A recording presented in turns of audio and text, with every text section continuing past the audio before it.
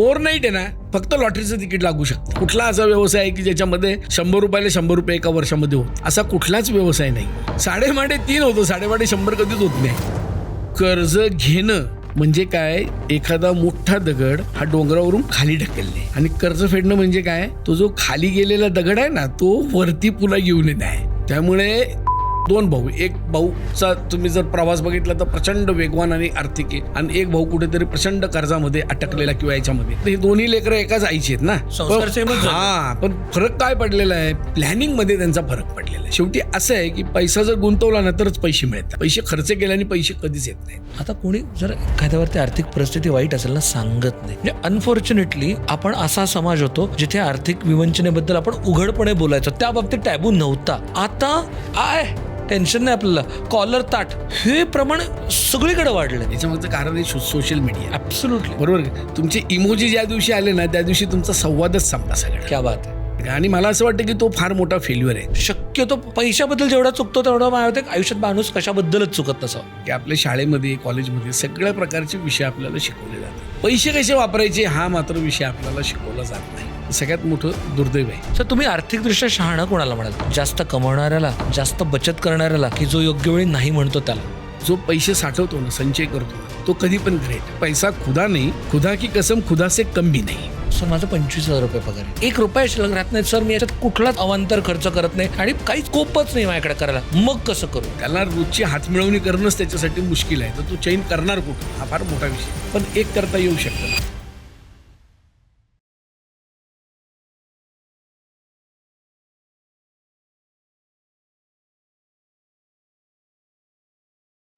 अमुक तमुकवरचा कॉन्टेंट जर तुम्हाला आवडत असेल, याच्यावर होणाऱ्या वेगवेगळ्या विषयांवरची चर्चा जर तुम्हाला आवडत असेल, तुमच्या ज्ञानात काही भर पडत असेल, तर याचा पुढचा टप्पा म्हणून आपण शाळेबाहेरचं शिक्षण अर्थात यूट्यूबसाठीची नवीन मेंबरशिप आपण लॉन्च केलेली आहे. जर तुम्हाला वेगवेगळ्या विषयांचे वर्कशॉप्स, ज्यामध्ये मेंटल हेल्थ आलं, पेरेंटिंग आलं, पर्सनल फायनान्स आहे आणि इतर सगळ्या पर्सनॅलिटी डेव्हलपमेंट रिलेटेड वर्कशॉप्स जर तुम्हाला हवे असतील आणि इतरही आणखीन पर्क्स हवे असतील, तर ही यूट्यूबची मेंबरशिप तुम्ही जॉईन करू शकता. यूट्यूब बटनच्या शेजारी असलेलं जॉईन बटनावर तुम्ही क्लिक करून ही मेंबरशिप घेऊ शकता. हाय, हॅलो, नमस्कार. तुमच्या सगळ्यांचं मनापासून खूप खूप स्वागत आहे धनदौलतच्या या खास एपिसोडमध्ये. आपलं बऱ्याचदा असं होतं की अरे पैसे पुरत नाही आहेत, किती पगार असला तरी पुरत नाही, आणि आम्ही प्रत्येक एपिसोडच्या खाली एक कमेंट असते की हे सगळं मान्य आहे, तुमच्याकडे पैसे आहेत म्हणून शक्य आहे इन्व्हेस्टमेंटचे ऑप्शन, मला पगारच पुरत नाही, मी आहे त्या पगारात 25,000 रुपये पगारात कसं करायचं सांगा, 15,000 रुपये पगारात कसं करायचं सांगा. आणि ही रेंज 50, 60, 1 लाख, 2 लाखपर्यंत सेमच प्रश्न पडतात की नाही जमत आहे, EMI पुरत नाहीत, खर्चच एवढे आहेत, हे सगळ्या गोष्टी होतात. नक्की पगार पुरत नाही, इन्कम पुरत नाही हा प्रॉब्लेम आहे का, आपलं पैशाचं मॅनेजमेंट चुकतं आहे का, पैशाकडे बघण्याचा अप्रोच चुकतं? ह्या सगळ्या गोष्टींकडे समजून घ्यायला कोणाशी बोलावं हा प्रश्न पडला. आणि तेव्हा लक्षात आलं की ज्या माणसाने हजारो लाखो लोकांसोबत संवाद साधला आहे, हजारो लाखो माणसांच्या फायनान्सेस खूप जवळून बारकाईने बघितलेत, आणि सगळ्यात महत्त्वाचं वेगवेगळ्या क्लासमधल्या, वेगवेगळ्या क्षेत्रातल्या, वेगवेगळ्या समाजाच्या भागातल्या लोकांचं फायनान्स त्यांनी बघितलं आहे, त्या माणसासोबत गप्पा मारल्या पाहिजेत. म्हणून आम्ही खास आज आपल्यासोबत बोलवलेले पाहुणे आहेत विश्वास ठाकूर सर. सर तुमचं खूप खूप स्वागत आहे. सर गेली 30 वर्ष झालं विश्वास सहकारी बँकेचे फाउंडर अध्यक्ष आहेत.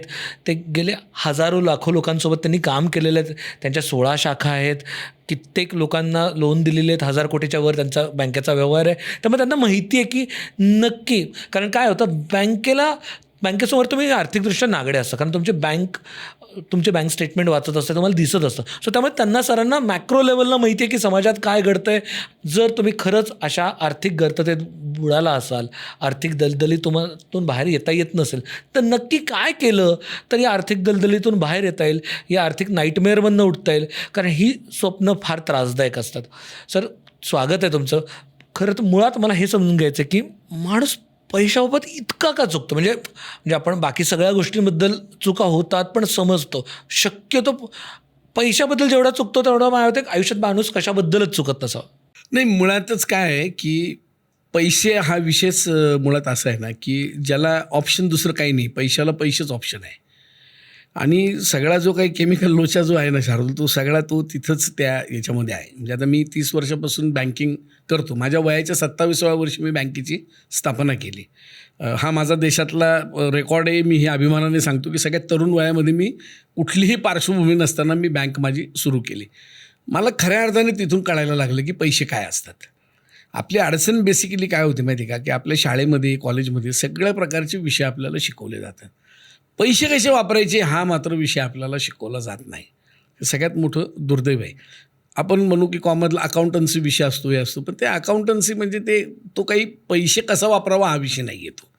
तुमची सिस्टीम तुम्ही कसे बसवायचे पैसे त्याच्यासाठीचा तो एक फॉर्म्युला आहे तो. त्यामुळे आपल्याला कळत नाही काय नाही ते. काय होतं आहे की आता सगळ्यात महत्त्वाचं म्हणजे की आपल्याकडे 2 भाग आहेत, एक शहरी आणि एक ग्रामीण आहे.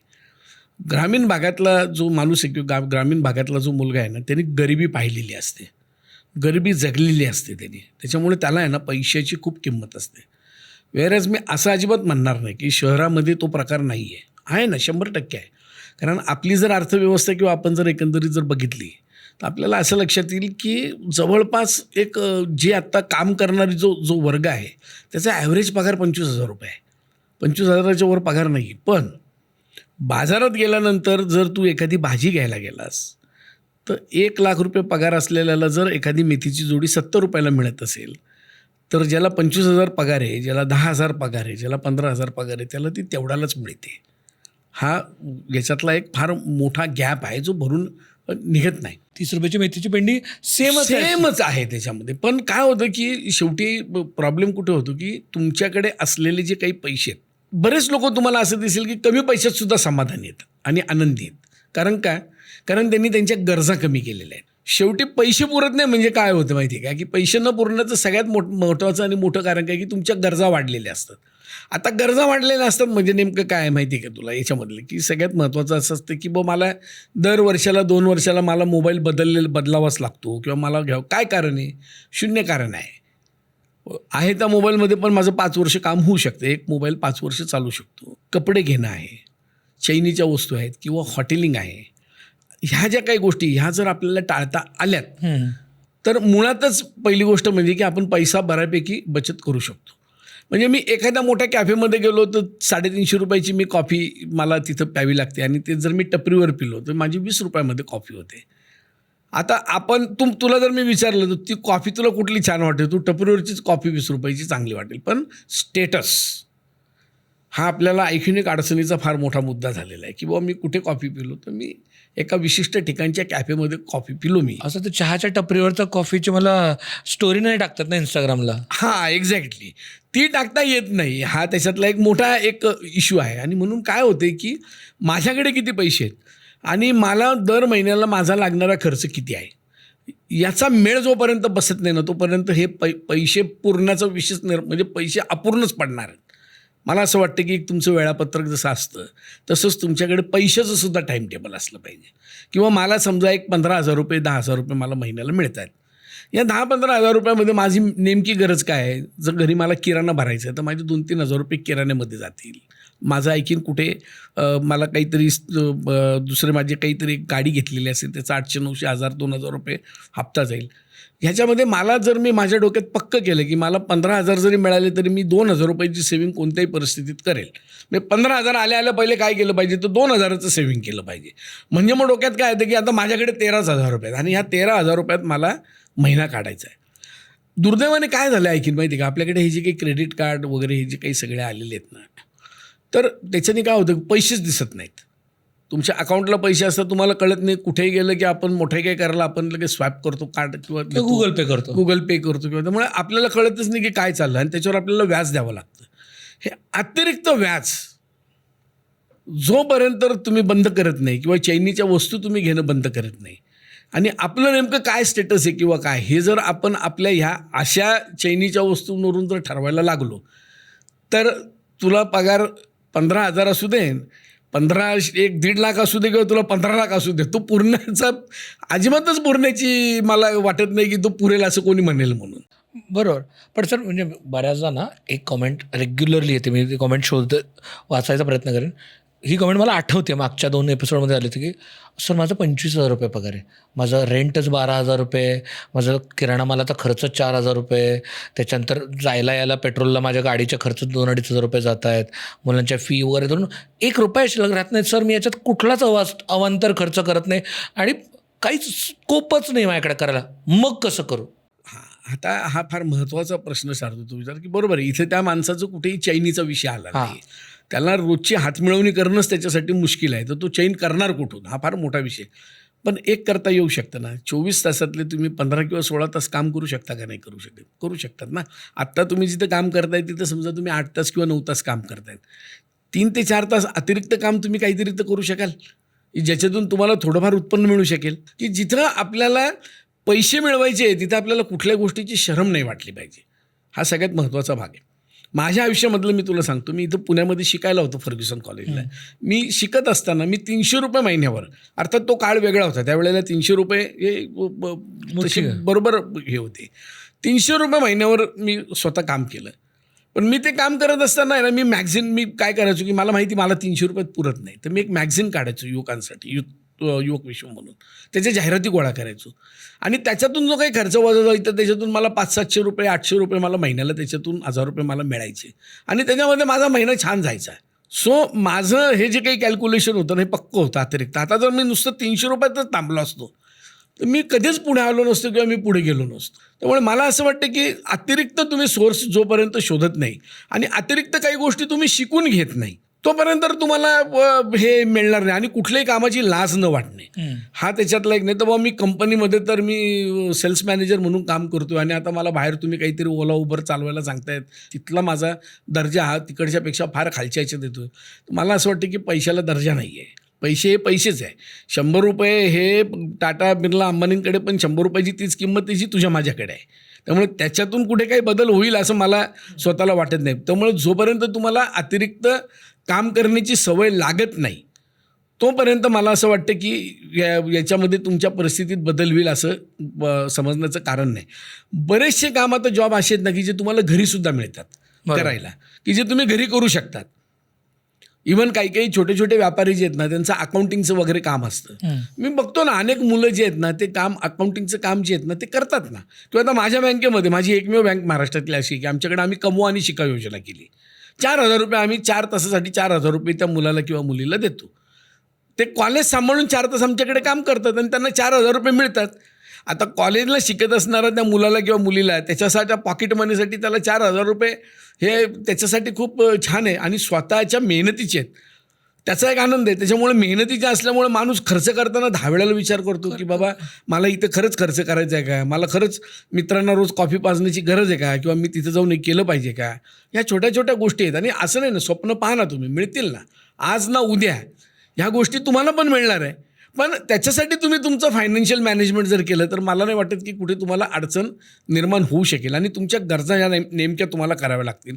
त्याच वेळेला हे मॅनेजमेंट तुमचं जमू शकेल. मात्र याच्यात प्रत्येक याच्यातला फॉर्म्युला एकच आहे, किमान 1,000 ते 2,000 रुपयाचं सेविंग हे तुम्ही मात्र दर महिन्याला कोणत्याही परिस्थितीमध्ये तुम्ही केलं पाहिजे. म्हणजे तुम्हाला मिळणारी जी काही अमाऊंट असेल तिच्या 10% अमाऊंट ही तुम्ही याच्यासाठी केली पाहिजे, सेव्हिंगसाठी म्हणून केली पाहिजे. तर बऱ्याचशा गोष्टी तुमच्या सोप्या होऊ शकतात असं मला वाटतंय. म्हणजे जर सेव्हिंग करायचं असेल 10% मिनिमम, तर इधर तुम्हाला खर्च कमी करायला लागणार आहे तेव्हाच तो. जर अशक्यच असेल खर्च कमी करणं तर काय करा, इन्कम वाढवा. दुसरा पर्यायच, म्हणजे हे साधं गणित आहे, एकदम साधं आहे. X + Y = Z असेल तर इधर तुम्ही Z तिकडे Y इकडे काहीतरी तर तुम्हाला त्याच्यासाठी करावंच लागेल ना. मी एकदा त्या सारसबागेच्या गणपतीच्या इथे गेलो आणि तिथं माझ्या लक्षात आलं की एक बाई तिथं हरभरा विकत होते. हरभऱ्याच्या सीझनमध्ये तिच्याकडे 3 प्रॉडक्ट होते, हरभरा आणि हरभरा. पण एका हरभऱ्याची किंमत होती 30 रुपये, एकाची होती 20 रुपये आणि एकाची होती 10 रुपये. आता एकाची काय, प्रॉडक्ट एकच आहे. ते प्रॉडक्ट असं होतं की जी जुडी होती ती 10 रुपयाची होती. नुसत्या शेंगा काढलेल्या जे हरभराचे जे हे काढलेलं होतं टर्फला सकट जे होतं ते 20 ते होतं 20 रुपयाला. आणि ज्याच्यातून टर्फलं काढून हरभरा काढलेला होता तो होता 30 रुपयाचं. म्हणजे ती बाई बसली तिथे तितकाच वेळ आहे, तिचा वेळेचं हे तेवढंच आहे, तिचं प्रॉडक्ट एकच आहे, तिच्यातून तिने 2 बाय प्रॉडक्ट वेगळे काढलेत.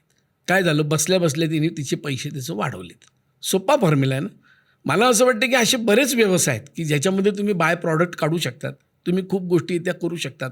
काही काही मुलं करतात ना आता ते ब्लिंकेट वगैरेला किंवा याला पोर्टल सर्व्हिस वगैरे किंवा काय ते मुलं वापरतात किंवा मुलं ते करतात ना, कामं करायला लागलीत ना, Absolutely. करत नाहीत अशातला भाग नाही आहे. आता सगळ्यात त्याच्यातला मोठा काय भाग आहे माहिती आहे का याच्यातला, जो माझ्या लक्षात आलेला आहे तो, न शिकलेल्या मुलांसाठी खूप संधी आहेत, शिकलेल्यांसाठी संधी नाही आहेत. तर प्रॉब्लेम मी बघितलं म्हणजे माझे काही मित्र आहेत शाळेतले जे MIDCत काम करतात आणि सुरुवातीच्या फेजमध्ये स्ट्रगलिंगच्या फेजमध्ये आणि MIDCत काय बाकी इंजिनियरसारखे सुरुवातीलाच फॅन्सी पगार नसतात, ते अवघड होतं. मग तुम्ही म्हणता तसं की इधर तुम्ही इन्कम कमी केलं पाहिजे, कारण तुम्ही 30,000 रुपये पगार असेल तर आयफोन नाही घेतला पाहिजे. It is as simple as that. बरं, आणि काय आहे माहिती आहे काय, आजची जर आपण पिढी बघितली ना सगळी, तर ही प्रचंड ब्रिलियंट आहे, हुशार आहे. ते हे जे मिलेनियर्स आणि जेनझे आपण जे म्हणतो ना, ही पोरं हुशार आहेत, यांचं IQ खूप चांगलं आहे आणि फास्ट आहेत आपल्यापेक्षा. म्हणजे आपली याला एखादी गोष्ट समजायला जर एखादा तास लागणार असेल ना, तर यांना ते 10 मिनिटात कळतं, ही टेक्नॉलॉजी आणि ह्या सगळ्याच्यामुळे. पण आपलं काय होतं की कुठेतरी त्यांना मार्गदर्शनसुद्धा कमी पडतं आहे असं मला स्वतःला वाटतं की. आणि काय होतं आहे आपल्याकडे, आपला प्रॉब्लेम असा आहे ना शिक्षणाचा, आपल्याकडे नीड बेस एज्युकेशन नाही आहे. म्हणजे आपल्याकडे हा जो काही शिक्षणाचा जो पॅटर्न आहे ना, तो फिक्स पॅटर्न आहे की हे करा, ते करा, ते करा, ते करा, असं आहे ते. आणि त्याच्यामुळे काय होतं, ते मुलं त्या ह्याच्यामध्ये अटकून जातात. पण माझी आवड काय आहे, किंवा आता समजा तू हे करतोयस, तुझं बेसिक शिक्षण काय आहे, आणि तू काय करतोयस, तू सक्सेस आहे ना याच्यामध्ये. हे जर तुला लहानपणापासून मिळालं असतं तर आज तू आहे त्याच्यापेक्षा कैक पटीने ऐकीन वरच्या याच्यामध्ये तू गेला असतास, बरोबर की नाही? पण ते नाही झालं. ते माझं शिक्षण MAMCG आहे, master of arts and master of communication journalism. माझा बँकेशी 0 संबंध आहे, पण मी आलो, मी केलं आणि मी आज त्याच्यामध्ये उत्तम काम करतो आहे. आणि मला असं वाटतं की मी जसं ॲव्हरेज आणि सर्वसामान्य मुलगा होतो, तसं हे कोणाला काहीही जमू शकतं. फक्त तुमची काम करण्याची पाहिजे. मी 16 तास काम केलं आहे शार्दूल, मी तुला सांगतो, मी 16 तास काम केलेलं आहे. सो म्हणजे डोळे उघडून संधींकडे बघणाऱ्या माणसाला कामं आहेत आणि त्याला पैसे आहेत. 100% आहेत आणि शोधलं पण पाहिजे. संधी तुम्हाला शोधली नाही तर तुम्हाला मिळू शकते. म्हणजे परिस्थितीकडे रडून काही फायदा नाही. रडून काही फायदा नाही आहे त्याच्यामध्ये. करेक्ट. सो मला जेन्युनली हा प्रश्न पडतो की आपण म्हणजे आमचा धंदौलत सुरू करण्याच्या मागचा हेतूच होता की आर्थिक शहाणपण. लिटरसी कळते, सगळ्यांना कळते, पण शहाणपणाचा प्रॉब्लेम आहे. सर तुम्ही आर्थिकदृष्ट्या शहाणा कोणाला म्हणाल? जास्त कमवणाऱ्याला, जास्त बचत करणाऱ्याला, की जो योग्य वेळी नाही म्हणतो त्याला? हे तिन्ही कॉम्बिनेशन जे आहेत ना, हे फार असे वेगवेगळे एकमेकाशी संबंधित असलेले आहेत. जो पैसे साठवतो ना, संचय करतो ना, तो कधी पण ग्रेट. कारण त्याला कळतं तो पुढची तरतूद करून ठेवतोय, त्याला पुढचं दिसतंय, भविष्य दिसतंय त्याला. हा फार महत्त्वाचा त्याच्यातला भाग आहे. आणि एन्जॉयमेंट कशी आहे, तुम्ही मन मारण्याचं पण काही कारण नाही, पण ती रोज केली पाहिजे का, तर असे नाही, कधीतरी एकदा तुम्ही जर केली ना तर ती चालू शकते. आणि शेवटी संचय कोण करू शकतो? जो पैसे कमवतो ना जास्त, तोच संचय करू शकतो. लक्षात, तो जास्त संचय करू शकतो. उर्वरित त्याच्यामध्ये जो माणूस, ज्याला मी सांगितलं तसं आहे ना, की तुझ्याकडे एक 5 लाख रुपये जर असतील तर तू 50,000 रुपयाचं तू संचय करू शकतोस. माझ्याकडे जर 2 लाख रुपये असतील तर मी 20,000चं करू शकतो. ज्याच्या त्याच्या गरजा, ज्याच्या त्याचं उत्पन्न, याच्यावर या गोष्टी बऱ्याच अवलंबून आहे. पण संचय करणं हा फार महत्त्वाचा भाग आहे. सर आत्ता ना समाजात तुम्ही म्हणाला ते गरजा पूर्ण करण्यापेक्षा स्टेटस, ईर्षा, एकमेकाला दाखवायला की ह्याच्या घरात गाडी उभी राहिली तर मग माझ्या घरात गाडी उभी राहणार, माझ्या ऑफिसमध्ये सगळ्यांचा आयफोन आहे म्हणून मग एखाद्या चतुर्थ श्रेणी कामगारालाही वाटतं की मी आयफोन घ्यावा. अशा या प्रतिष्ठेच्या रेसमुळं कुठंतरी फायनान्शियल प्लॅनिंग बिघडतंय असं वाटतं का तुम्हाला? 100%. पण त्याच्यामध्ये काय माहिती आहे, कर्ज घेणे वाईट नाही आहे. तुम्ही कर्ज घेतलंच पाहिजे. कर्ज घेणं हे सुद्धा एक प्रगतीचं लक्षण समजलं जातं.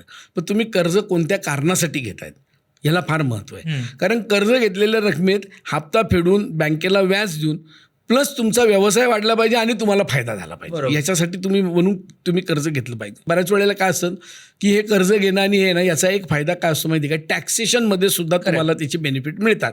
त्यामुळे सुद्धा लोक त्याचं घसारा वगैरे हा आपण जर गृहीत धरलं तर तो मिळतो. म्हणून मग लोक घेतात की बाबा मला टॅक्स 100 रुपये भरण्यापेक्षा जर मी नवीन गाडी घेतली तर मला 30 रुपये भरायचे, 70 रुपयाचा मला तिथं फायदा होतो आणि मला व्याज काय 25 किंवा 30 रुपये भरायचे, तरी मला 40 रुपये माझा फायदा होतो. It's okay. ह्या गोष्टी कोणी कराव्यात ना, याला सुद्धा फार महत्त्व आहे. बरोबर. जर तुम्हाला गरज असेल तर तुम्ही नक्की करा. रिक्षावाल्यांनी किंवा कोणी आयफोन घेऊ नये का? 100% आयफोन घेतले पाहिजे. का घेऊ नयेत हे सुद्धा आहे, पण त्याचं उत्पन्नसुद्धा त्याच पटीमध्ये तसंच असलं पाहिजे, तर त्यांनी तो घ्यावा. आता बऱ्याच वेळेला आणखीन एक असं पण आहे, आयफोन असतात रिक्षावाले म्हणा किंवा गरीब माणसांकडे असं, पण ते त्यांना स्वस्तात मिळालेले असतात सेकंड हँडमध्ये आणि म्हणून ते वापरतात. तर ते सुद्धा चांगलं आहे, कारण एखादी तुमच्याकडे भारदस्त वस्तू जर असली तर तुमचं कॉन्फिडन्स लेवलसुद्धा वाढते आणि तुम्हाला पण असं छान वाटतं. कोणीतरी मला विचारलं, अरे विश्वास, अरे वा iPhone घेतला वाटतं, नवीन दिसतोय, प्रो दिसतोय, काय 16, 18 वगैरे हे काही नंबर आहेत ना. हो, मग मी पण सांगतो, हो भारी घेतला, एकदम 1,00,000-1,50,000 लाखाचा घेतला, 2.5. तर मलासुद्धा ते छान वाटतं कोणी हे केल्यानंतर.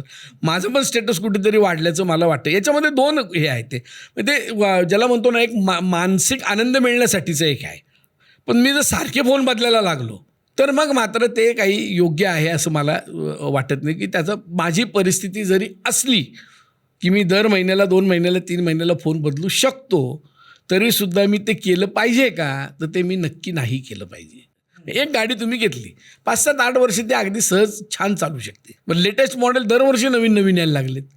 आता काही दिवसानंतर अशी परिस्थिती होणार की 100% EV ज्या वेळेला येईल तेव्हा पेट्रोलच्या गाड्यांचं काय करायचं हा फार मोठा प्रश्न आहे. ज्या कॉस्टली गाड्या घेतल्या त्याच्या किमती डाऊन होणार आहेत.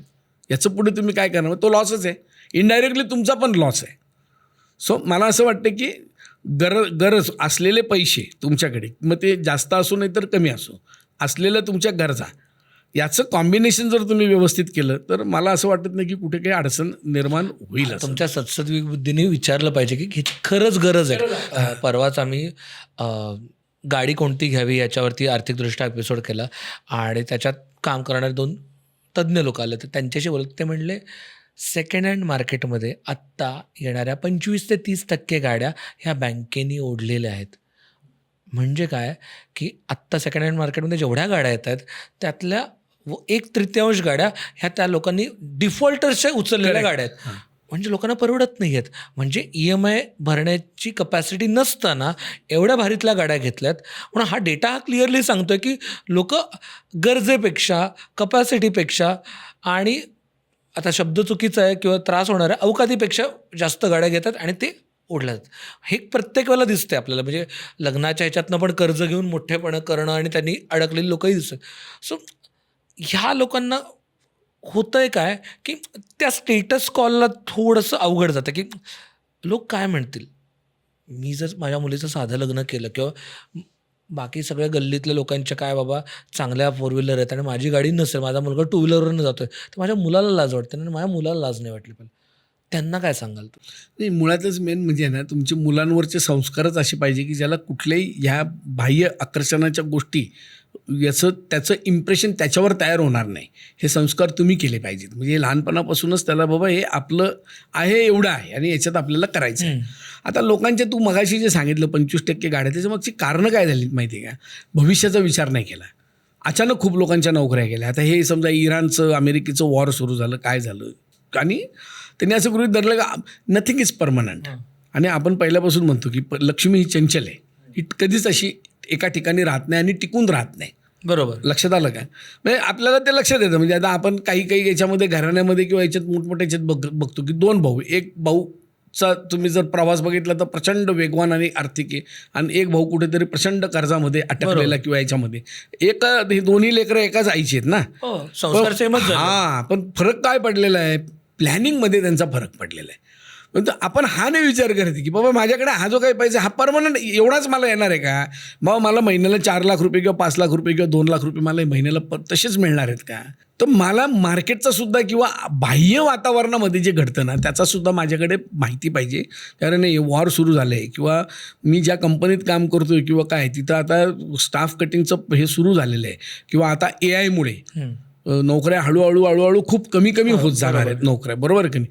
लोकांनी त्याची प्रोव्हिजन, 2 गोष्टी. मग आता AIमध्ये मला शिकलं पाहिजे, कारण उद्या एक AI 5 माणसाचं जर काम करायला लागला तर मला ते शिकलं पाहिजे की बाबा मी 6 माणसांचं काम कसं त्या AIच्या माध्यमातून करू शकतो. तर मी सर्व्हायवल माझं त्याच्यामध्ये तर मी माझं हे टिकवू शकतो. मी त्याला घाबरून नाही चालणार मुळात. त्यामुळे मी मगापण जे सांगितलं ना की तुम्ही पैशाचं प्लॅनिंग करताना आल्यानंतर एकदम तुम्ही हे करू नका, किंवा एकाच वेळेला खूप पैसे आले ना, थोडंसं विचार करा, शांतपणे विचार करा. एकाच दिवसात त्याच्या विल्हेवाट लावण्याच्या मागे तुम्ही लागू नका.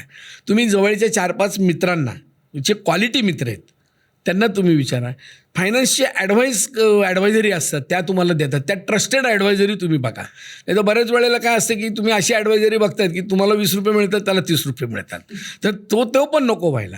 आणि तुमच्या सत्सद विवेक बुद्धीला काय पट्टे याच्यामध्ये त्याचासुद्धा तुम्ही अभ्यास करून निर्णय घेऊन मग शांतपणे त्या पैशाचं नियोजन तुम्ही केलं पाहिजे. शेवटी असं आहे की पैसा जर गुंतवला ना तरच पैसे मिळतात.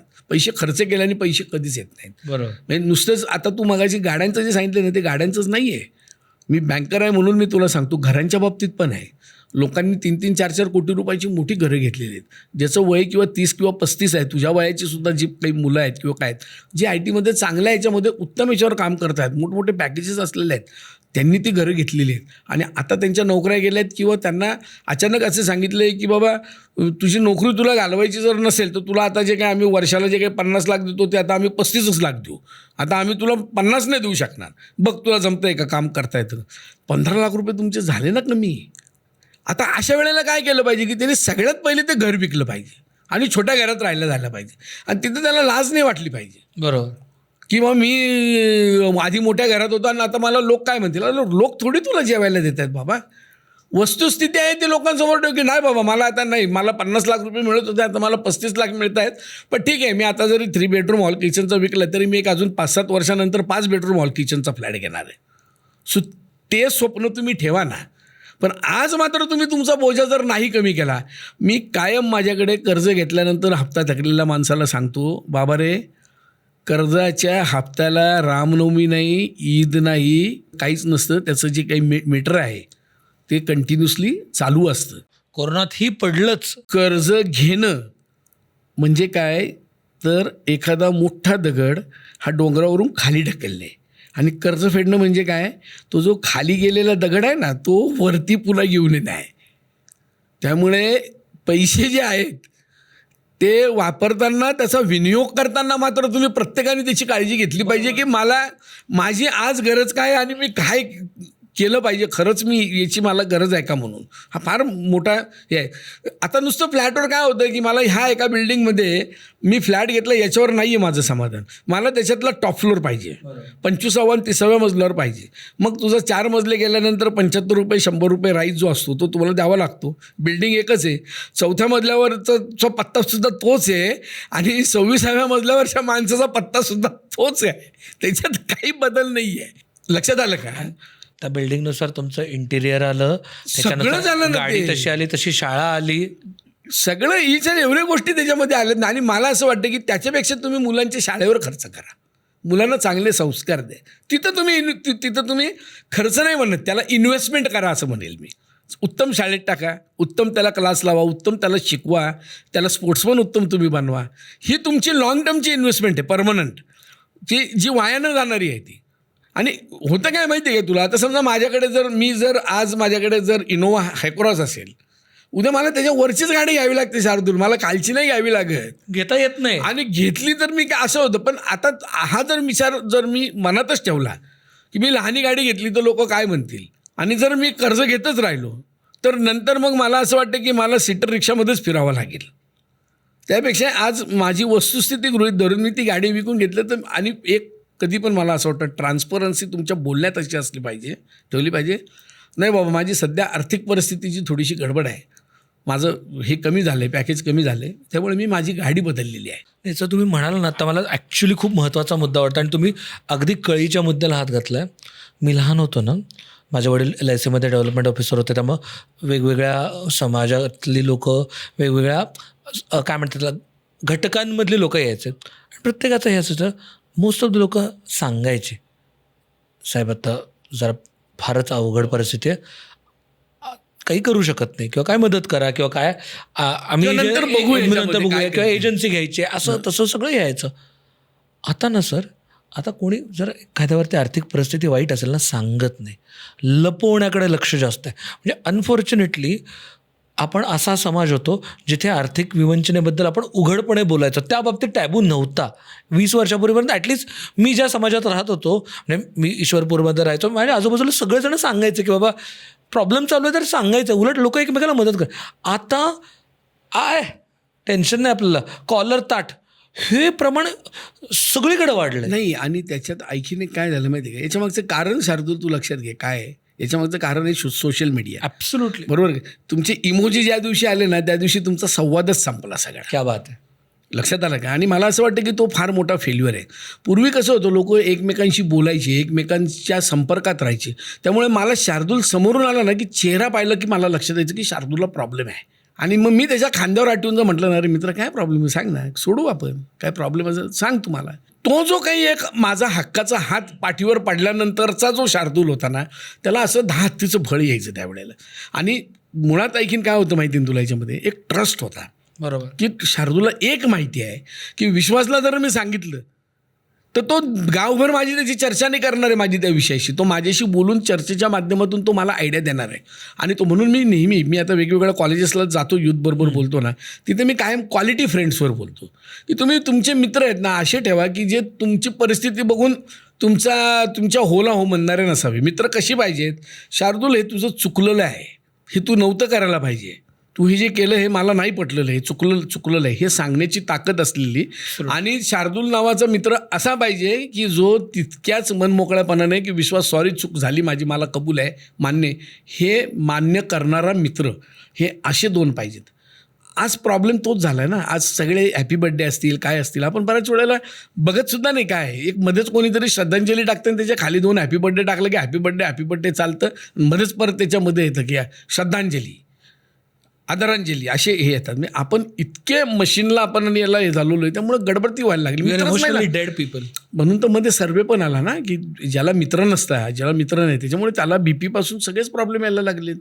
आता ते नवीन सिस्टीम जशी अमेरिकेत तशी सुरू झाली की आज माझ्याकडे वेळ आहे आणि मी 4 लोकांना जेवायला खाऊ घालू शकतो, प्यायला देऊ शकतो, करू शकतो. तो 4 मला अशा प्रकारची लोक लाईट माइंडेड गप्पा गोष्टी करणारे, जोक सांगणारे चालतील. आता अशा पार्ट्या चालू झाल्या. मित्र भाड्याने घेणं हे कन्सेप्ट सुरू झाली आता. म्हणजे आपण कुठे चाललो आता? खरं. मग मला असं वाटतं की उद्या मला 25 मित्र आहेत, जगातला सगळ्यात श्रीमंत माणूस मी आहे, कारण मला पैसे नाही द्यावे लागत आहे. मी शिट्टी वाजवली की माझे मित्र येत आहेत. अजूनही कोणाची वेळ गेलेली आहे ना असं मला अजिबात वाटत नाही. पण आपण काय करतो रे, कामाच्या गडबडीत आपण नातेसंबंध पूर्णतः विसरलो, तुला सांगतो. आलं का लक्षात? त्याच्यामुळे आणि काय झालं की पूर्वी कसं आहे की नेहमी असं असायचं की आपण कायम असं मैत्रीचा प्रेमाचा ब्रिज बांधायचो. आता आपण भिंती उभ्या केल्या आहेत सगळ्या. त्यामुळे आपल्याला पलीकडचं पण दिसत नाही आहे आणि आपल्याला पलीकडे जाता पण येत नाही आहे. आपण आपल्यालाच एक अडचण निर्माण करून घेतलेली आहे. पण हरकत नाही, मी कायम बी पॉझिटिव्ह. मला असं वाटतं पॉझिटिव्हली. ह्या अशक्य असलेल्या गोष्टी आहेत का, याच्यातली एकही गोष्ट अशक्य, अवघड आहेत का, अवघड आहेत, पण अशक्य नाही आहेत. करेक्ट. तुम्ही बाहेर पडा ना, तुम्ही परत जा ना, मित्रांमध्ये मिसळा. मित्रांमध्ये मिसळायला पैसे लागतात असं काहीच नाही आहे. कॉफीमध्ये आता मी पुन्हा सांगतो, पुन्हा तेच आहे ना, गरजेनुसार किंवा तुम्ही काय मित्र करता. तुम्ही क्वालिटी मित्र जर केले तर काय गरज आहे मला सांग बरं. मी जर उद्या शार्दूलला फोन केला, यार मला एक अर्धा तास आपण भेटायचं का, बोलायचं काय, शार्दूलला म्हटलं बरं तुला केव्हा वेळ आहे, 8ला वेळ आहे. अरे मग ठीक आहे, मग तू असं कर ना, 8:30ला घरी जेवायला येतो का डायरेक्ट, माझी 8:30ची जेवायची वेळ, ये जेवायला, मग आपण जेवण करू आणि बाहेर फिरू, गप्पा मारू, झालं ना. काय खर्च आहे? मला फक्त शार्दूलचा वेळ फार महत्त्वाचा आहे, ज्याची कॉस्टच नाही आहे. आणि माझ्याकडे एक हे पण पाहिजे की जर मी भेटलेलो नाही आहे इतक्या दिवसात, तर शार्दूलला मला फोनवर सांगता यायला पाहिजे, शार्दूल यार सॉरी हा, मग इतक्या दिवस तुला नाही भेटलो कामाच्या गडबडीत किंवा माझ्या लक्षात पण नाही राहिलं, पण तुझ्यासारखा मित्र असायला पाहिजे आता, याची मला जाणीव झालेली आहे. ही पण संपत्ती महत्त्वाची, ही पण संपत्ती, आणि हे सांगता आलं पाहिजे. आणि पुन्हा तेच शार्दूलने ते ॲक्सेप्ट केलं पाहिजे. ह्या 2च गोष्टी आहेत आणि हे होऊ शकतं सहज. कारण मुळाचं ते मित्राचं जे नातं असतं ना, ते असं आहे की आपण भेटलो, एकमेकाला 2-4 शिव्या घातल्या एकमेकांना, ते आपले सगळे एकमेकांच्या विषयीचे जे काही आपले मनात किंतु परंतु असतात ना, ते अशा 5 मिनिटात आपले निघून जातात. आणि अशा पद्धतीने आपण एकत्र होतो की जसं काही रोज आपण भेटतो आहोत. आणि तेच मला असं वाटतं की ते जर तुम्ही चालू केलं तर तुमच्या आर्थिक विवंचनेतून आणि आर्थिक अडचणीतून तुम्हाला बाहेर पडायला तोच मित्र तुम्हाला उपयोगी पडू शकतो, तोच तुमचा चांगला सल्लागार होऊ शकतो. हा असं मला वाटतं की हे फार महत्त्वाची गोष्ट मला ॲक्च्युली ह्याच्याबद्दलच बोललं, म्हणजे खूप पर्सनल आहे आणि माझ्यासाठी खूप इमोशनल गोष्ट आहे. माझे इस्लामपूरचे, ईश्वरपूरचे खूप असाच कट्टा आहे मित्रांचा. आम्ही गेलो की तिथं कुणीही असू दे, म्हणजे 10 कोटीचा मालक असू दे किंवा 100 कोटीच्या फॅक्टरीचा मालक असू दे किंवा अगदी MIDCत कामाला जाणारा मित्र असू दे, सगळ्यांची लयकी एकच. सगळ्यांना एकाच पानावरती आणलं जातं. आणि ते काय होतं, मित्र आले की एक कोणीतरी असं की "हे काय तू पैसे देऊ नको, मी देतो."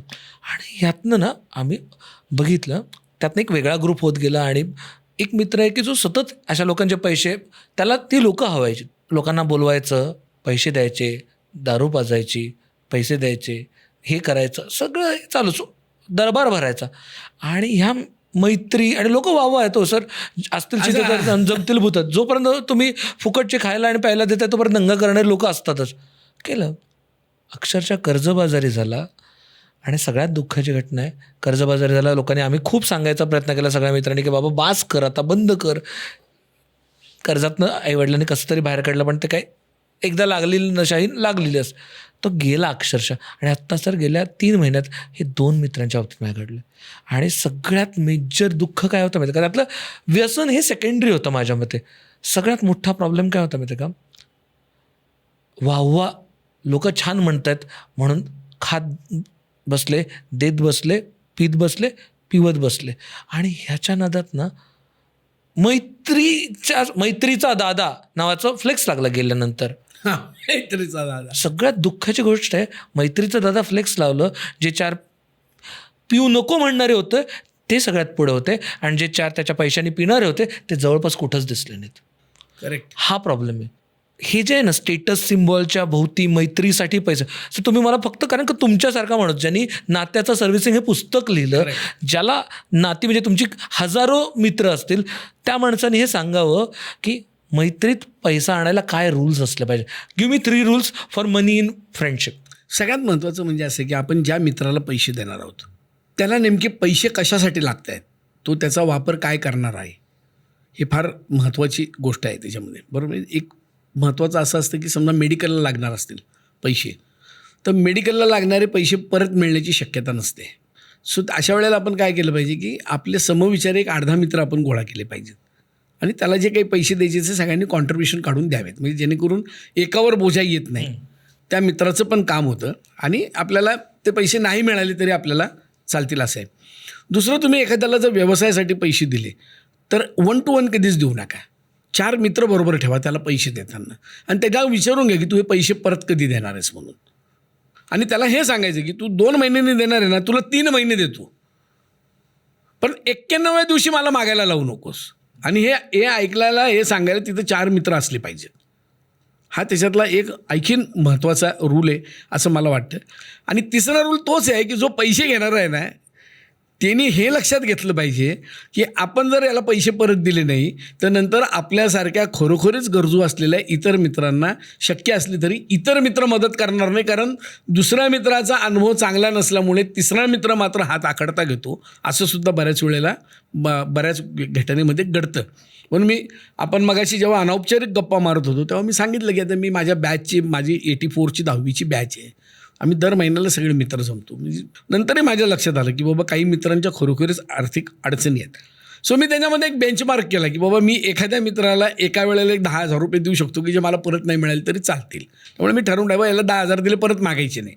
त्याचा एक फायदा असा झाला की त्यांनी परत, मी जर 10,000 मागितले असते तर त्यांनी परत 15 मागितले असते. 10 देऊन टाकले, विषय संपला. त्यांनी मला दिले नाही, मी त्याच्याकडे मागितले नाही. ज्याला मोठी अमाऊंट पाहिजे होती त्याला सांगितलं की तुला मी बँकेचं लोन करून देतो, आपल्याच 2 मित्रांना जामीनदार घे, पण तू महिन्याने तू जे मला म्हटलं ना की मी 3 महिन्यानंतर ₹1,00,000 तुला 4 महिन्यांनी देतो, काही करू नको. तू 5 वर्ष 3,000 रुपये 3,500 रुपये बँकेला महिन्याला तू भरत राहा, जेणेकरून तुझा उदरनिर्वाह चांगला होईल, तू कुठेही डिस्टर्ब होणार नाही. तू परत माझे ₹1,00,000 द्यायला कोणाकडून तरी व्याजाने पैसे आणणार 2% 3%, या चक्रातून तू बाहेर पडणार नाही. बेटर वे त्याच्यापेक्षा तू बँकेचं कर. त्याच्यातून मी बऱ्याच काही मित्रांना अशा प्रकारे मदत करू शकलो की त्यांना पण ती छान मदत झाली. सगळ्यात महत्त्वाचं म्हणजे त्यांचंही काम झालं, माझाही मित्र म्हणून मला जे कर्तव्य करायचं होतं ते मी व्यवस्थितरित्या पार पाडलं आणि माझी मैत्री टिकून राहिली. हा त्याच्यातला एक बिझनेस. करेक्ट. त्यामुळे ह्या गोष्टी ज्या आहेत ना, ह्या पण आपला, मी मगाशी जसं सांगितलं तसंच आहे, एकमेकांबद्दलचा ट्रस्ट असला पाहिजे. म्हणजे तुला खात्री पडली पाहिजे की विश्वासने माझ्याकडे जे पैसे मागितले ते जिनेन कारण आहे तसं, त्याच्यासाठी मागितले ते आपण द्यायला पाहिजे. किंवा तुला माझ्याबद्दलची एवढी माहिती पाहिजे की तू स्वतःहून म्हटलं पाहिजे की अरे विश्वास, तू जरा अडचणीत दिसतोय थोडंसं, हे ₹1,00,000 तुझ्याकडे राहू दे, निवांत तुझं एकदा सगळं सुरळीत सुरू झालं की 1, 2, 4, 5 महिन्यांनी 6 महिन्यांनी मला तू दे. एवढा ट्रस्ट तुझा मी कमावलेला पाहिजे, तरच त्याचा उपयोग होऊ शकेल असं मला वाटतं. सो आत्ता ना एक स्पेसिफिकली हे मी Tier 2, Tier 3, Tier 4 सिटीजमध्ये बघितलं आहे, हे खूप जास्त प्रमाणात बघितलं आहे की आता सगळ्यांना उद्योजक व्हायचं आहे. आणि उद्योजक कसं व्हायचं आहे, पटकीने व्हायचं आहे. मग काय, कुठली तर चहाच्या ब्रँडची फ्रँचायझी घे, रेस्टॉरंट टाक, किंवा 4 मित्र म्हणून आपण कपड्यांचं दुकान टाक. जे दिसत आहेत सक्सेस स्टोरीज एक्झॅक्टली त्याच्या रेप्लिका करायला जातात. आणि बऱ्याच किंवा पटकीने पैसे कसे मिळतील, ही स्कीम आहे, आपण गव्हर्नमेंटच्या स्कीमच्या अंडर ही फॅक्टरी टाकू, 2 वर्षात त्याचं सबसिडी 80% मिळते, असं करून बरेच जण बिझनेस करायला जातात आणि क्विक मनीच्या नादात गडबडीत अडकतात. त्यांना काय सांगणार, कारण का यामध्ये ना म्हणजे हा फार इंटरेस्टिंग क्वेश्चन तू हे केला. माझ्या पाहण्यात आत्तापर्यंत 90% मित्रांनी एकत्र केलेला बिझनेस हा फेल गेलेला आहे आणि त्याच्यातून मैत्री तुटल्या आहेत. कारण सगळ्यांचे कोणाच्या तरी डिसिजनमुळे एक तर काय होतं, घेताना 4ही डिसिजन घेतात, ते एक कोणीतरी डिसिजन घेतो, फसणं निश्चित आहे. आपण भविष्य काय आहे त्याचा विचारच करत नाही की असं पुढे काय होणार आहे, काय नाही होणार आहे, हा सस्टेन होणार आहे का नाही, कोण किती वेळ देणार, त्याच्यावरून चालू होतं ना. मग आता आपण इथं पार्टनर आहे आणि तो उद्या तू जर 10-10, 12-12 तास घालायला लागला आणि मी कधीतरी यायला लागलो तर ॲटोमॅटिकली तुझी ओनरशिप इथे इस्टॅब्लिश होते ना.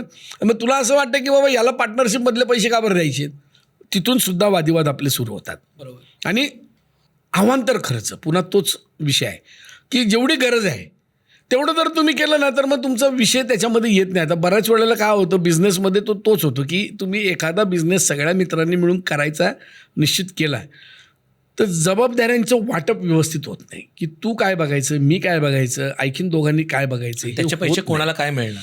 हां, आणि याच्यामध्ये पुन्हा आपण काय करतो, ह्या 4ही जबाबदाऱ्यांमध्ये याला आपण रोटेशन नाही करत. म्हणजे बघ आता शार्दूल, तू हे जे काही काम करतो ना हे तू 3 महिने करायचं, 3 महिन्यानंतर तू हे काम करायचं, त्याच्या 3 महिन्यानंतर हे करायचं, असं वर्षभरामध्ये जर तुम्ही राऊंड ऑफ क्लॉक तुम्ही जर त्याचं केलं तर चौघांना कळतं चौघांच्या याच्यातल्या काय अडचणी आणि चौघही किती एकमेकांसाठी महत्त्वाचे आहेत. अदरवाईज नाही तर मग तेच होतं, तुला काय, तू नुसते पैसे दिले आणि तू प्रॉफिटच घेतोय, बाकी तर सगळं मीच करतोय ना. अरे पण जेव्हा गरज होती तेव्हा ते पैसे दिले त्याचीच किंमत आहे ना. त्यामुळे एकतर त्या बिझनेसची फिजिबिलिटी तुम्ही चेक केली पाहिजे की याची फिजिबिलिटी नेमकी काय आहे. आता तू उदाहरण देताना दिलं की बाबा एक चहाचं दुकान टाकलं आणि तो चहा रोज लागतो. म्हणजे आपण जर बघितलं की वस्तीपासून श्रीमंताच्या घरापर्यंतचा याच्यामध्ये रोज हे लागतो. पण हा चहाचा बिझनेस जास्त कुठे चालू शकतो, कुठल्या किमतीचा, चहामध्ये सुद्धा कॅटेगरीज आहेत, त्यालासुद्धा एक्सपायरी डेट आहे. मग ह्या सगळ्या गोष्टींचं तुम्ही हे करून त्याचा सर्वे करून तुम्ही केलं पाहिजे. म्हणजे कुठलाही गोष्ट करताना, आणि ओव्हरनाईट आहे ना फक्त लॉटरीचं तिकीट लागू शकतं नशिबाने, त्याच्या व्यतिरिक्त कुठलाच असा व्यवसाय नाही आहे की तुम्हाला एका दिवसात तुम्हाला करून देतं. म्हणजे हे जी पोरं किंवा लोकं जी नुसतीच मुलं नाही, जी लोकं बोला ना एका वर्षात दाम दुप्पट, कसं शक्य आहे, हाऊ इट इज पॉसिबल. कुठला असा व्यवसाय आहे की ज्याच्यामध्ये 100 रुपयाला 100 रुपये एका वर्षामध्ये होतील, असा कुठलाच व्यवसाय नाही आहे. हे ॲनालिसिस तुम्हाला करता यायला पाहिजे की याच्यामधले संभाव्य धोके काय आहेत, फायदे काय आहेत, धोके काय आहेत. हे जेव्हा तुम्हाला लक्षात येतं ना तेव्हाच तुम्ही तोट्यांपासून दूर राहू शकतात. अदरवाईज जर आहे ना की बाबा हा अरे शेजारचा चहावाला काय जोरात चालला आहे, त्याचा ₹1,00,000 रुपयाचा बिझनेस आहे महिन्याचं, माझा अरे पण त्याचा ₹1,00,000 रुपयाचा बिझनेस तो 10 वर्षापासून तो बिझनेस करतोय, त्यांनी लोक बिल्ड केले आहेत, त्यांनी विश्वास निर्माण केला आहे त्याच्या व्यवसायामध्ये. तू त्याच्या शेजारीच जर दुकान टाकलं तर चालेल असं नाही आहे. नाशिकला आमच्याकडे एक फार सुप्रसिद्ध एक याचं हे आहे आपलं फ्रूटचं ज्यूस सेंटर आहे, फार प्रसिद्ध आहे, जोरात चालतं एकदम. आमच्या एका जवळच्याच मित्राने एका मित्राला घेऊन त्याचंच एक दुकान सोडून ज्यूसचं दुकान टाकलं. बंद करावं लागलं 1 वर्षात. त्याची क्वालिटी नाही मेंटेन करू शकला तो, त्याप्रमाणे नाही देऊ शकला तो. त्याने विचार केला की इथं गर्दी पाहून लोक आपल्याकडे लोक नाही आलेत ना, लोकांनी तिथंच वेटिंग केलं त्याच्याकडे. पण त्या ज्या मित्रांनी त्या एका मित्राला घेऊन तो व्यवसाय केला किंवा काय केलं, झाले दोघं डुबलेच ना त्याच्यामध्ये. शेवटी नुकसानच झालं ना त्याच्यामध्ये, मग रिलेशन खराब होतात. मी आणि ओंकार मित्र आहोत तरी आमचा बिझनेस बरा चालला. नाही, त्याच्यामध्ये क्लॅरिटी आहे. तुमचा जॉब तुम्ही डिफाईन केलेला आहे, तुमच्यामध्ये क्लॅरिटी आहे. मी कायम तेच आहे, तुमच्यामध्ये व्यवहाराची ट्रान्सपरन्सी आहे. ॲब्सोल्युटली. व्यवहाराची ट्रान्सपरन्सी जर तुमच्यामध्ये जर नसली ना तर मग सगळ्यात मोठा हे बा शेवटी प्रॉब्लेम काय होतो, सगळ्यात वाईट रिलेशन कुठे होतात, फक्त पैशामुळे होतात, बाकी कशानेच होत नाही. आर्थिक नुकसान झालं ना की माणूस आयुष्यभर विसरत नाही. बाकीचं जर तुला कोणीतरी सांगितलं की विश्वास तुझ्याबद्दल फार लूज टॉक केलं, काय केलं, तर मी तुझ्या येऊन गाड्यात पडलो ना, आय एम सॉरी, मी बोललो पण माझी चूक झाली, मी तू तर सोडून देतोस. पण माझ्यामुळे जर तुझं आर्थिक नुकसान झालं ना तू कधीच विसरू शकत नाही. कारण मी जे सुरुवातीला सांगितलं, पैशाला पैसाच लागतो, याला दुसरं अल्टरनेटिव्ह सोल्युशन तुमच्याकडे नाही. हा त्याच्यातला एक महत्त्वाचा भाग आहे. आणि म्हणून त्याच्यामध्ये एक फार चांगलं एका राजकीय माणसाने मागे एका प्रकरणामध्ये एक वाक्य फार चांगलं होतं की पैसा खुदा नाही, खुदा की कसम खुदा से कम भी नाही. हे त्याच्यामागचं कारण आहे. शेवटी आपण देवाला रोज नमस्कार करून आणि हे करून काय म्हणतो, बाबा माझा व्यवसाय जोरात चालतो, व्यवसाय जोरात चालवते म्हणजे काय, मला पैसे मिळू दे. हे बरोबर आहे की नाही? खरं काय शेवटी हा सगळ्या कार्यक्रमाने हे आपलं सगळं आपल्याला कशासाठी पाहिजे, धन दौलत जमा करण्यासाठीच. हाच त्याच्यातला महत्त्वाचा भाग आहे.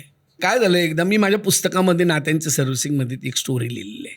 ती स्टोरीच अशी आहे की मी दुपारी जेवायला घरी चाललो होतो, बँकेतून बाहेर पडलो आणि बँकेच्या वॉलला लागून एक बाई 2 मुलींना घेऊन तिथं ती बाई रडत होती. मी गाडीने चाललो होतो, मी रडताना पाहिलं, काही नाही, म्हटलं काहीतरी झालं असेल आणि मी घरी गेलो निघून. मी घरी गेल्यानंतर मला एकदम क्लिअर की बाई का रडत असेल, हिचं काही बँकेत काही प्रॉब्लेम झाला का किंवा काय झाला का. म्हणून मी उत्सुकतेपोटी माझ्या खाली ब्रांच मॅनेजरला फोन लावला. तर म्हटलं जरा जाऊन बघ रे बाबा, काय इथं काय आहे. म्हटलं कोणीच नाही आहे बाई वगैरे.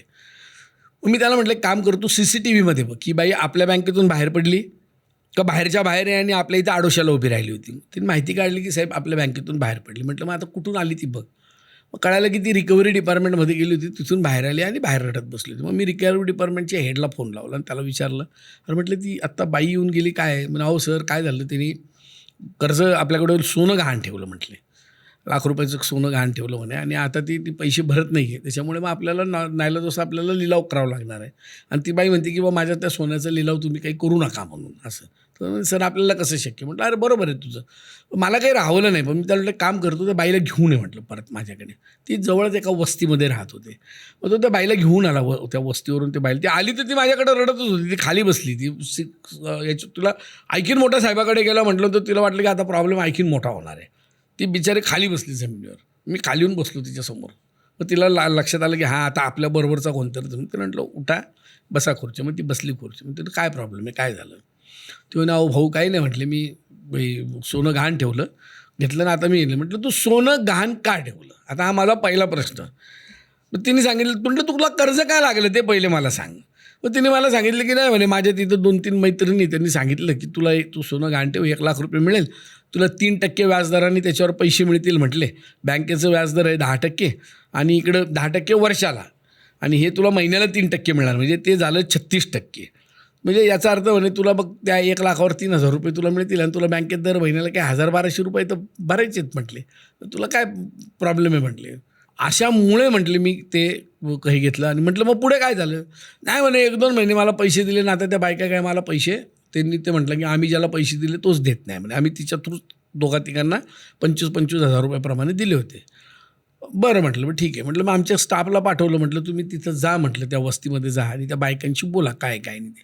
आमचे लोक गेल्यावर त्या बायकांनी ते जरा गोंधळ घालायचा प्रयत्न केला. योगायोगाने त्या वस्तीतले जे दादा होते ते माझ्या ओळखीचेच असल्या कारणामुळे मी त्यांना फोन करून सांगितलं, म्हटलं हा प्रॉब्लेम काय तो बघा तो सॉल्व करा. ती गरीब बाई आहे, त्याचं नुकसान पण त्यांनी बघितल्यानंतर त्या लोकांनी कबूल केलं की आम्ही पैसे घेतलेले आहेत म्हणून, पण आज आमच्याकडे द्यायला नाही आहे. तर मी म्हटलं ठीक आहे तुमच्याकडे आज द्यायला नाही पण द्यायचं तर आहे, तुम्ही घेतल्याचं मान्य नाही. म्हटलं तुमच्या नावाने मी कर्ज करून देतो, हिचं आपण कर्ज फेडून टाकू. आमच्या स्टाफला म्हटलं बाबा हिलाच तो सोडवू, नंतर यांचं काय वसुली करायची ती करू म्हटलं आपण, ती काही विषय नाही. तसं करून आम्ही तिला सोडवलं त्याच्यातून. ते झाल्यावर ती रडायलाच लागली परत ती. तिला म्हटलं आता काय झालं, तुझा विषय तर सगळा संपला ना. मला म्हणे जर मला आज हे जर तुम्ही मला भेटले नसते आणि तुम्ही जर माझा हा विषय आज माझा संपला नसता तर आज रात्री मी मुलींना घेऊन आत्महत्या करणार होते. म्हणजे आजही माझ्या शार्दूल माझ्या अंगावर असा काटा येतो ते ऐकल्यानंतर. तुम्ही म्हटलं बाबा हे काय दैवी संकेत आहे का काय, आपण देव आहे नाही आहे त्याच्यावर बऱ्याच काही हे असतात, पण काय संकेत असतील ते माहीत नाही. ती बाई वाचणार होती, तिच्या बिचारीचे हाड कष्टाचं होतं, नवरा वारलेला होता, ती बाई धुणं भांडी करायची, त्याच्यातून तिने पैसे ते जमवलेले होते. मुली 2-3 मुली त्यांचे लग्न करायचे म्हणून ते सोनं बिचारीने ठेवलेलं होतं.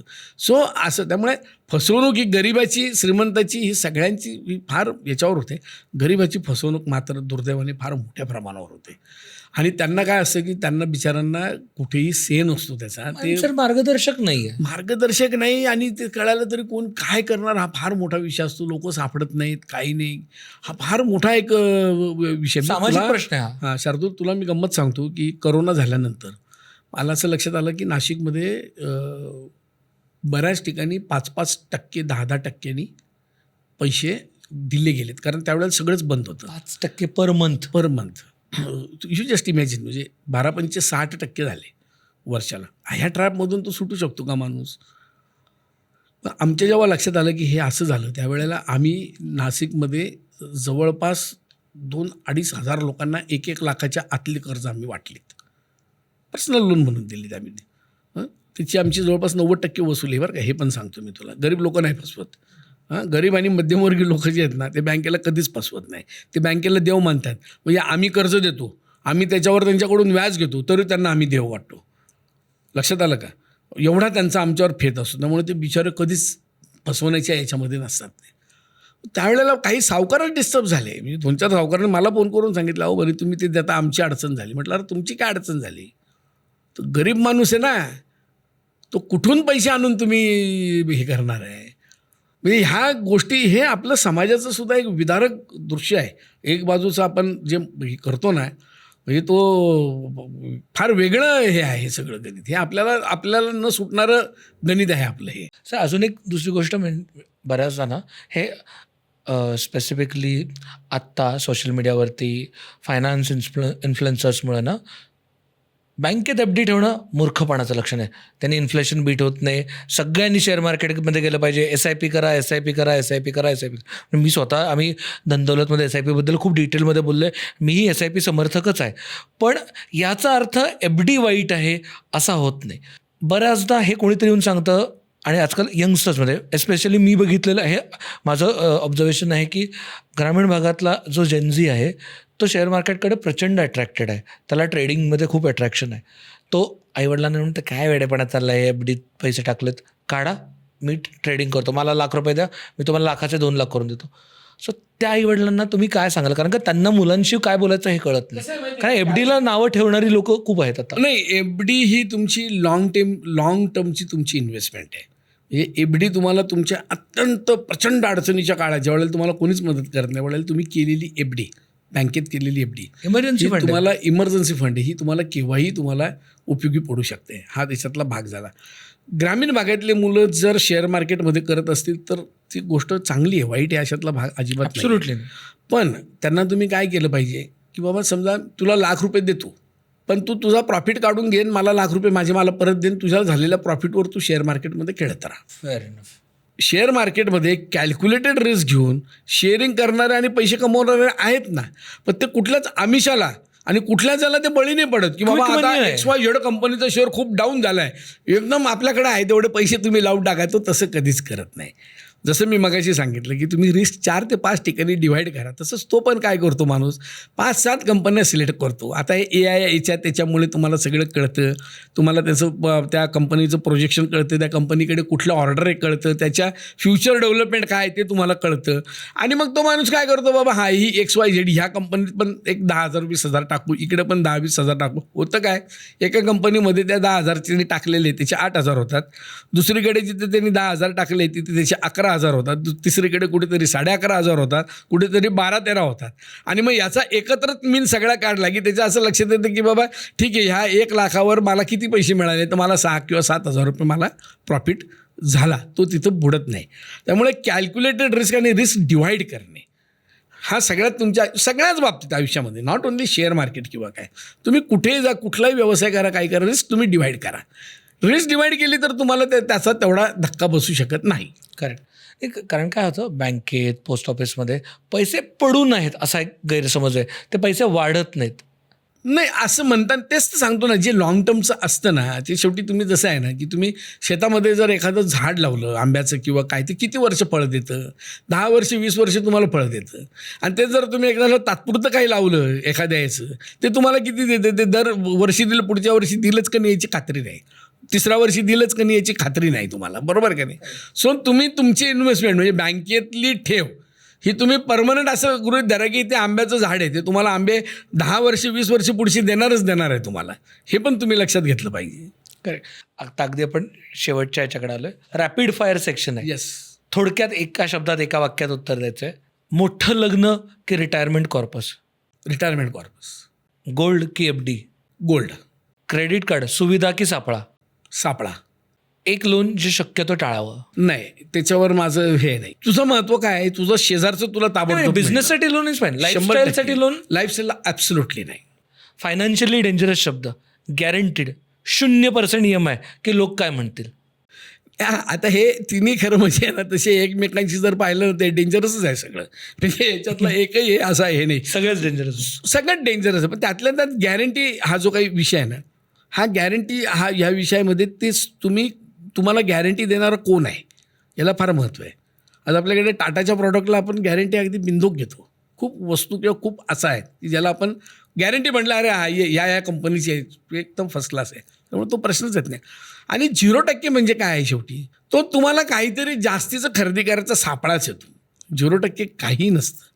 समोरच्याकडून तो पैसे काढतो, पण त्याचबरोबर तुम्हाला मोठी वस्तू घ्यायला तो प्रवृत्त करतो, तो अट्रॅक्ट करतो. एका अर्थाने सापळाच आहे ना तो. पैशाचा सगळ्यात मोठा शत्रू ग्रीड, इगो, फिअर की इग्नोरन्स, मराठीत पण सांगतो. लोभ, इगो, भीती का दुर्लक्ष. लोभ सगळ्यात मोठा शत्रू. पैसेच शत्रू आहे खरं म्हणजे. आणि लोभ आलाच ना त्या निमित्ताने. आपल्याला असं वाटतं ना, माझे पैसे पटकन वाढावे. करेक्ट. 3.5 होतो, 100 कधीच होत नाही. क्या बात आहे. हा, हे लक्षात घ्यायला पाहिजे. So thank you so much. Thank you Shardul. कारण तसा हा खूप डेलिकेट विषय आहे, त्याच्यावरती लोकांना सहज सांगता येणं अवघड असतं. तरी तुम्ही खूप साध्या सोप्या भाषेत आणि खूप पॉझिटिव्हली लोकांना मोटिवेट केलं, त्याच्याबद्दल खूप खूप आभार. तुम्हाला आजचा एपिसोड कसा वाटला नक्की सांगा. आणि कॉमेंटमध्ये तुम्हाला कोणत्या गोष्टीबद्दल जास्त भावला हे नक्की सांगा. धन्यवाद.